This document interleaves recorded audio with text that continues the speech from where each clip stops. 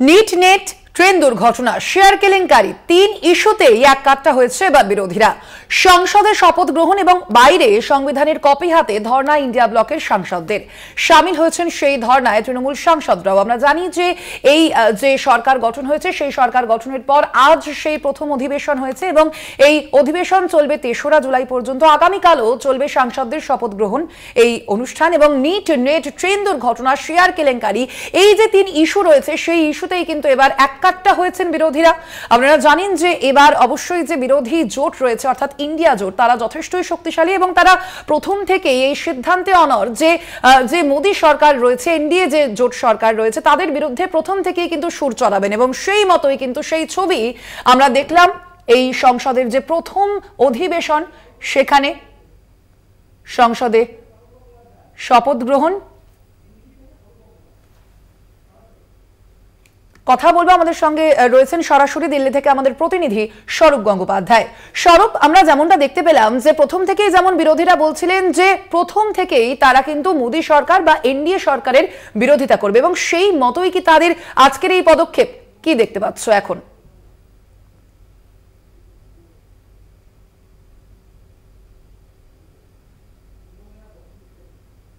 আপনাদের আবারও জানিয়ে রাখি আজ ছিল সংসদের প্রথম অধিবেশন যা চলবে ৩রা জুলাই পর্যন্ত এবং আমরা যেমনটা দেখেছি আজ প্রথমেই প্রোটেম স্পিকার ভর্তৃহরি মেহতাব তিনি শপথ নেন। তার পরবর্তীতে প্রধানমন্ত্রী নরেন্দ্র মোদী তিনি সাংসদ হিসেবে শপথ নেন এবং তার পরবর্তীতে অন্যান্যরাও শপথ নিয়েছেন এবং এই যে শপথ গ্রহণ অনুষ্ঠান তা কিন্তু চলবে আগামীকাল পর্যন্ত।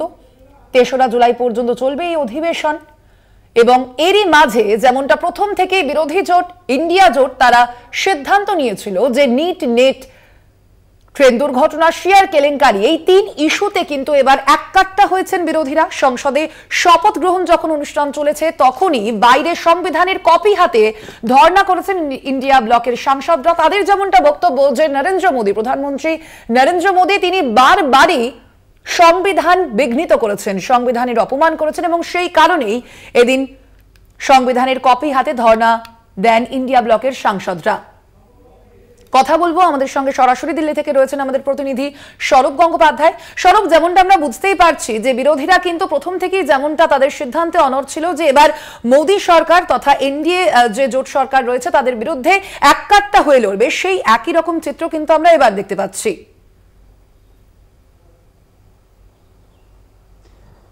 একদমই দেখো, একদমই লোকসভা নির্বাচনের প্রথম যে অধিবেশন এবং সেই অধিবেশনে বিরোধীরা যে কতটা শক্তিশালী কতটা এককাট্টা এবং তাদের যে বিরোধীরা কিভাবে একজোট হয়ে আন্দোলন করছেন তারা আন্দোলনে সামিল হবেন সেটা কিন্তু আজকের প্রথম অধিবেশনের মধ্য দিয়ে একেবারেই পরিষ্কার।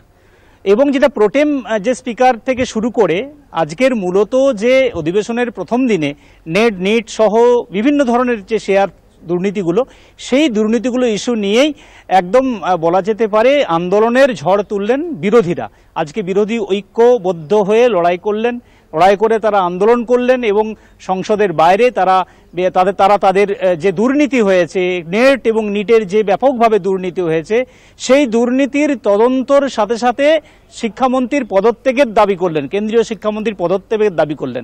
অর্থাৎ আজকের আন্দোলন দিল্লির বুকে প্রথম দিনে যেভাবে আন্দোলনে সামিল হলেন বিরোধীরা তারা কিন্তু একেবারেই বুঝিয়ে দিলেন যে এবার কিন্তু বিরোধী জোট এককাট্টা হয়ে তারা আন্দোলন করবেন। এবং এই কিছুক্ষণ আগেই তৃণমূল সাংসদ বাঁকুড়ার তিনি তার সাথে যখন আমরা কথা বললাম তাদের যেটা বক্তব্য থাকবে তার যেটা বক্তব্য যে এবার কিন্তু বিরোধীরা সবাই একজোট হয়ে লড়াই করবেন, একজোট হয়ে সংসদে তারা কিন্তু আন্দোলনের ঝাঁঝ বাড়াবেন। কারণ সংখ্যাগরিষ্ঠ আসন পায়নি বিজেপি এবং সেই জায়গায় দাঁড়িয়ে যেহেতু জোটের একটা সরকার সেই জায়গায় দাঁড়িয়ে সব ক্ষেত্রে কিন্তু একটা একক সংখ্যাগরিষ্ঠতা হওয়ার জন্য যে ধরনের বিষয়গুলো থাকে সেই সুযোগটা কিন্তু বিজেপির হাতে নেই। যেহেতু জোটকে নিয়ে তাদেরকে সরকার করতে হয়েছে সেই জায়গায় দাঁড়িয়ে বিরোধীদের কাছে একটা কিন্তু প্লাস পয়েন্ট বলা যেতে পারে। রাজনৈতিক মহল মনে করছে যে এবার সংসদে কিন্তু বিভিন্ন ইস্যুতে বিভিন্ন ধরনের ইস্যু নিয়ে বিরোধীরা কিন্তু সরব হবেন, আজকের ক্ষেত্রে সেটা একেবারেই পরিষ্কার।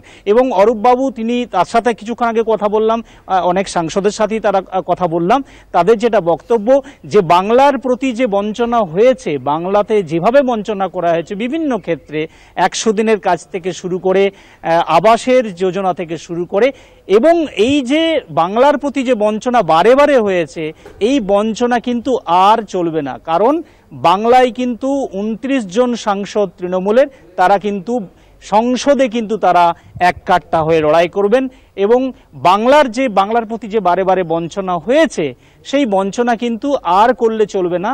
কারণ বাংলার মানুষ বুঝিয়ে দিয়েছেন যে বাংলায় তৃণমূলেই কি মানুষের প্রয়োজন, এই ভোটে কিন্তু সেটা।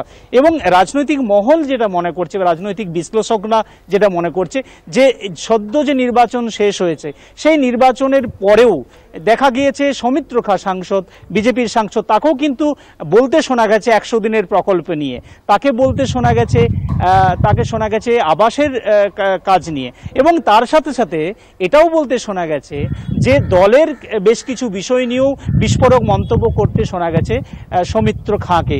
এবং সৌমিত্র খাঁ তৃণমূলে আসবে কিনা সেটা অবশ্যই একটা জল্পনাও তৈরি হয়েছে, কিন্তু সেই জল্পনা উড়িয়ে দিয়ে সৌমিত্র দাবি করেছেন যে তিনি বিজেপিতে আছেন, বিজেপিতে থাকবেন।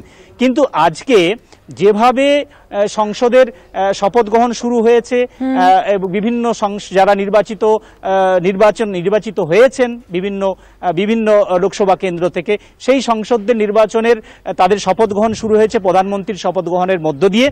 এবং এই অধিবেশনের প্রথম দিনে একটা বিষয় একদমই পরিষ্কার, যে আজকে যেভাবে রাহুল গান্ধী, কল্যাণ বন্দ্যোপাধ্যায়, তৃণমূলের অন্যান্য সাংসদরা বা অন্যান্য বিরোধী সাংসদরা যেভাবে তারা কপি হাতে নিয়ে যেভাবে তারা আন্দোলন করলেন বা যেভাবে তারা আন্দোলনের ঝড় তুললেন, তাতে একটা বিষয় একেবারেই পরিষ্কার, এবার কিন্তু বিরোধীরা একজোট হয়েছেন। একদমই ধন্যবাদ তোমায় স্বরূপ। আমাদের সঙ্গে সরাসরি দিল্লি থেকে ছিলেন আমাদের প্রতিনিধি স্বরূপ গঙ্গোপাধ্যায়।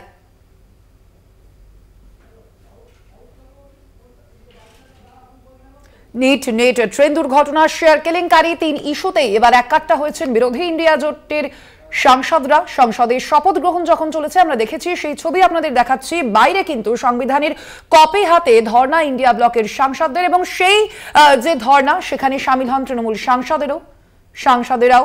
এবং তাদের যে বক্তব্য, বারবার তারা সংবাদ মাধ্যমের সামনে বলেছেন যে সংবিধান লঙ্ঘন করেছেন প্রধানমন্ত্রী নরেন্দ্র মোদী। একাধিক যে নিয়ম, সেই নিয়ম, সাংবিধানিক আইন, রীতিনীতি, তা কিন্তু লঙ্ঘিত হয়েছে প্রধানমন্ত্রী নরেন্দ্র মোদীর দ্বারা।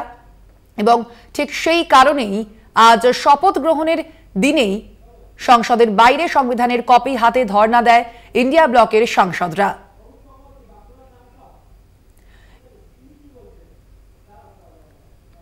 বাইরে সংবিধানের কপি হাতে ধর্ণা ইন্ডিয়া ব্লকের সাংসদদের। প্রধানমন্ত্রী নরেন্দ্র মোদী যখন শপথ গ্রহণ করছেন সংসদের ভেতরে, ঠিক সেই সময়ই কিন্তু বিরোধী জোট ইন্ডিয়ার সাংসদেরা তারা বাইরে সংবিধানের কপি হাতে ধর্ণা দেন। এ বিষয়ে বাঁকুড়ার সাংসদ অরূপ চক্রবর্তী, তার কি প্রতিক্রিয়া শোনাবো আপনাদের।